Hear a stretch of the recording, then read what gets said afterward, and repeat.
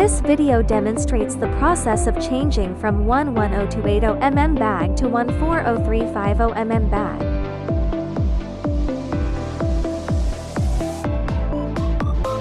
Step 1. Bag magazine adjustment.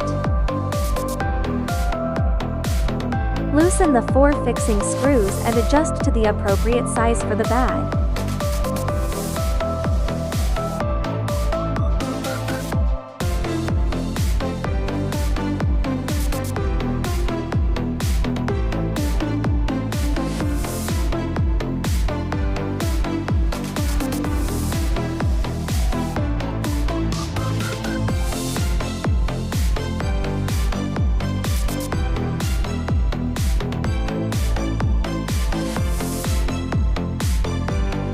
Step 2.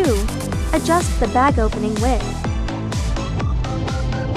Because the bag width changes, the bag opening width also needs to be adjusted accordingly.